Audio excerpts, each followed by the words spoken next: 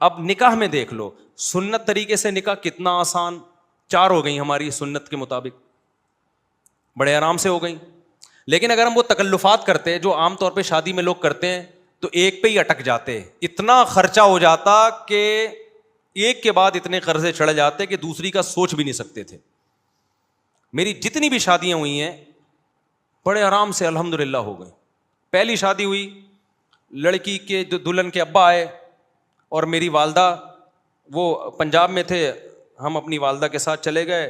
راستے سے ہم نے بھاولپور سے اپنے بھائی اور بھابھی کو اٹھا لیا, وہاں گئے ہیں, بس یہی بارات تھی, ہمارا نکاح ہوا اور میں, میری والدہ اور زوجہ بائی ایئر آ گئے, قصہ ختم ہو گیا, شادی ہو گئی. اگلے دن میں گھوم رہا ہوں, لوگ کہہ رہے ہیں مصعب کل آپ کا بیان تھا, آپ تھے نہیں. میں نے کہا میں شادی میں گیا ہوا تھا. میں نے کہا کس کی؟ میں نے کہا اپنی. کیا مطلب؟ ابھی تو آپ یہاں تھے, آپ کی شادی بھی ہو گئی. میں نے کہا شادی میں تو وہ بولے قبول ہے, ہم نے بولا قبول ہے تو ہو گئی, اس میں کیا ہے. تو میں نے کہا ولیمہ کر لوں گا میں, آپ بے فکر رہیں. ولیمہ بھی اپنی جو میری حیثیت تھی اس کے حساب سے کر لیا, جتنے پیسے تھے اس کے حساب سے کر لیا, کوئی قرضے نہیں لیے, کوئی ادھار نہیں لیے, اپنی اوقات دیکھی کہ یار اتنی اوقات بنتی ہے تو اس حساب سے کر لو. لوگوں نے تو باتیں بنانی ہوتی ہیں, لیکن جو مرغے کھا کھا کے آپ کے ولیموں کے لاکھوں روپے کے مرغے کھا کے, کیا وہ باتیں نہیں بناتے؟ کیا وہ یہ کہتے ہیں بڑا سخی ہے؟ نا نا نا نا, ذرا سی ایک بوٹی بھی کچی نکل آئی نا, آپ کے کروڑوں روپے برباد ہوں گے. اور بھول جاتے ہیں 1.5 ہفتے 2 ہفتے بعد کہ کس نے مہنگا ولیمہ کھلایا تھا اور کس نے سستا. میں نے ایک چکن بریانی بنوائی تھی بس, میری گنجائش اتنی تھی. میں نے کہا اتنے آدمی یہ بریانی, اور منع کر دیا کوئی لفافہ نہیں لے کے آئے گا, کیونکہ لفافوں کا ٹرینڈ چل رہا ہے. لفافوں میں وہ لایا تو پھر آپ بھی لے کر جاؤ. ابے بھائی لو ہی نہیں, نہ لے کے جاؤ نہ لو. منع کر دیا کوئی لفافہ شفافہ نہیں ہوگا, تمیز سے کھاؤ, پتلی گلی سے نکلو. ایک نے کہا بوٹیاں گلی نہیں تھیں, ایک صاحب نے کہا صحیح طرح گلی نہیں تھیں. تو میں نے کہا ہمارے بس میں جتنا گلا سکتے تھے ہم گلا دیے بھائی, اس سے زیادہ ہم سے نہیں ہوتا تھا. کھانا ہے کھا, نہیں تو پتلی گلی سے نکل. تو پھر دوسری بھی ایسے ہی ہو گئی ہماری, وہاں بھی ایسے ہی ہوا. میں دوسری میں تو کوئی تھا ہی نہیں نا, وہ تو پکڑے جاتے تو پٹتے. دوسری میں تو اتنے افراد بھی نہیں تھے. دوسری جب ہوئی ہے تو میرے بھائی, میرا چھوٹا بھائی میرا ساتھ دے رہا تھا, 2-4 دوست میرا ساتھ دے رہے تھے. جب نکاح کا ٹائم تھا یہ بھی بھاگ گئے, ہاتھ پاؤں ان کے کانپنے لگے. انہوں نے بولا پکڑے تو پٹیں گے ہم, شادی تم کر رہے ہو, پٹیں گے کون؟ خاندان میں جب پتہ چلے گا کون کون تھا تو یہ تھا اور وہ تھا تو ہم بھی پٹیں گے. اب میں وحدہ لا شریک لہ ہو گیا, اس سینس میں نہیں فتویٰ لگا دو میرے اوپر, یہ نہیں اکیلا ہو گیا میں نے 2-4 دوست ادھار لیے کہ ابے کہا جاؤ یار, وہ لڑکی کے ابا کیا بولیں گے, کوئی کسی کو تو لے کے آنا. تو ہم گئے مسجد میں, ہمارا نکاح ہوا. اب رات کو رخصتی تھی, میں نے گھر سے شارٹ ہونا تھا, اماں کو کیا بتاتا کہاں جا رہا ہوں. اتفاق سے جمعرات تھی, مدنی مسجد بہترین کام آتی ہے ایسے موقع پہ, ٹھیک ہے نا. میرا بچہ ماشاء اللہ, بیٹھ جاؤ بیٹا, بیٹھ جاؤ میرا بچہ. تو جمعرات کو بہترین آپشن تھا میرے پاس کہ جمعرات ہے بھائی. تو رخصتی میں بھی ہماری جو زوجہ, ان کے والدین تھے, ہم تھے, اور شاید ایک آدھ محلے پڑوس کی جن کو پتہ تھا, بس وہی تھے. باقی جو ہمارے گھر والے تھے ان کے رشتے دار تھے. تو یہ ہمارا ہو گیا ولیمہ. 2 کمروں کا, 1 کمرے کا میں نے گھر لیا تھا, میری اوقات یہی تھی بھائی, اس سے زیادہ میری اوقات تھی نہیں. 1 کمرے کا گھر میں نے رینٹ پہ لیا, اس میں 1 کچن 1 واش روم, 2,500 اس کا کرایہ تھا. میں نے بتا دیا سسرال کو فی الحال میری یہی اوقات ہے بھائی, اگر آپ نے بھیجنا ہے تو اسی میں رہ لیں, جب اللہ تھوڑا آمدن اچھی کر دے گا تو ذرا اچھا گھر لے لیں گے. ان کو بھی اللہ نے شعور دیا تھا, انہوں نے کہا بھائی اچھا رشتہ, ان کے خیال میں اچھا رشتہ تھا, چلو بھائی اللہ مدد, توکل کیا اللہ پہ, تو ہماری شادی ہو گئی. جیسے جیسے بچے ہوتے گئے اللہ تعالیٰ مالی وسعت بھی دیتا چلا جاتا ہے. دیکھو ایک بہترین مثال دوں آپ کو, جہاں درخت زیادہ ہوتے ہیں نا بارشیں وہیں ہوتی ہیں. کیا خیال ہے؟ درخت کھینچتے ہیں بادلوں کو. اگر کوئی کہے یہاں درخت بارشیں تو ہوتی نہیں, درخت کیسے لگے گا, ابے تو لگا تو بارشیں شروع ہو جائیں گی. اب کوئی خاتون کہے بھائی میری تو چھاتیوں میں دودھ ہے نہیں, میں بچے کو دودھ کیسے پلاؤں گی, ابے پیدا تو کر, دودھ بعد میں آئے گا. تو جو لوگ کہتے ہیں نا ہمارے پاس پیسے ہی نہیں ہے, شادی کیسے کریں, بچے کیسے پیدا کریں, او بھائی پیدا کرو گے تو آئیں گے.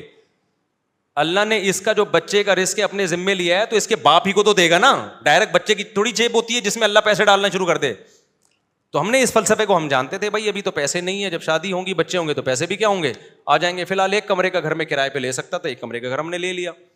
جس کی میں دیوار میں نا کیل ٹھوک رہا گھڑی لگا رہا تھا, تو مالک مکان پڑوس میں رہتی تھی, اس نے کہا دیواروں کا بیڑا غرق کر رہے ہیں. اس کو پتہ نہیں تھا مجھے آواز آ رہی ہے, مجھے ابھی تک یاد ہے, دیواروں کا بیڑا غرق کر رہے ہیں یہ لوگ. ویسے وہ میرا بڑا احترام کرتی تھی, جی مولانا صاحب ہیں, بڑا عزت دیتی تھی مجھے. وہ مالک مکان خاتون تھیں, اللہ کرے کہ وہ حیات ہوں, اللہ ان کی برکت دے, اور اگر انتقال ہو گیا تو اللہ مغفرت کرے. تو بڑا عزت دیتی تھی نا مجھے, مولوی صاحب ہیں ماشاء اللہ. ان کو نہیں میں نے بتایا تھا میری دوسری ہے, ورنہ کرائے پہ گھر ہی نہیں دیتے. دوسری کر کے کرائے پہ گھر مانگو گے, مالک مکان نہیں دے گا. ان کو ہم نے نہ یہ بتایا, وہ سمجھ تھی پہلی عقل مند آدمی لگ رہا ہے تو پہلی ہی کر رہا ہوگا. تو وہ بڑا عزت تھے ماشاء اللہ بیٹا. تو وہ ویسے ان کی دیوار ہمارے بالکل ساتھ لگتی تھی, آوازیں آتی تھی, تو میں کیل ٹھوک رہا ہوں, کہیں دیواروں کا بیڑا غرق کر رہے ہیں. مجھے بڑا اچھا لگا ان کا یہ جملہ. خیر, تو اسی طرح بھائی ہماری سادگی سے ہو گئی نکاح. پھر ہم نے تیسری بھی اسی طرح کر لی. وہ کیسے ہوئی تھی ابھی مجھے ساری شادیاں یاد نہیں ہیں کہ پوری ڈیٹیل. وہ بھی ایسے ہی ہوئی تھی, بلکہ وہ تو اتنی آسان ہوئی تھی, ہم بیٹھے ہوئے تھے تو جو ہماری زوجہ ان کے گھر والے تھے انہوں نے کہا کہ بھائی کیا خیال ہے. پھر مجھے پورا جو ہے نا معلومات لیں کیا آمدن ہے. میں نے کہا بھائی یہ ہماری آمدن یہ ہے ٹوٹل یہ ہے, تو اسی میں 2 ہیں تو اور چل ہی رہا ہے اللہ کا شکر ہے. تو انہوں نے کہا بھائی بندہ, ان کا خیال تھا بندہ صاف بات کر رہا ہے, کوئی 2 نمبر ہی نہیں ہے. تو وہ علماء کا خاندان تھا. وہ کون تھے؟ وہ علماء تھے. تو جب بات طے ہو گئی انہوں نے کہا ہمیں قبول ہے. تو میں جب اٹھ کے جانے لگا تو انہوں نے کہا کہ بھائی ہم مولانا لوگ ہیں, ہم لوگوں سے کہتے ہیں کہ نکاح سادگی سے کرو, آسان بناؤ. تو اب یہ کیا کہ 6 مہینے بعد نکاح ہوگا اور یہ ہوگا, بس جب بندہ پسند ہے نا سب کو. انہوں نے کہا ہاں بھائی نکاح پڑھاؤ یار. میں ایک سول ڈریس میں تھا, یعنی ویسے جب بھی میری شادی ہوئی ہے سفید کپڑے نیل لگا کے, پگڑی نیل لگا کے, اتنا اہتمام میں نے کیا. یہی ہولیے میں گیا ہوں, کبھی کوئی اچکن شیروانی الگ سے, سینڈل الگ سے, ٹوپی پگڑی میں نے جب بھی شادی ہوئی ہے خریدے نہیں ہے. لیکن اس دفعہ تو میں اس ڈریس میں بھی نہیں تھا.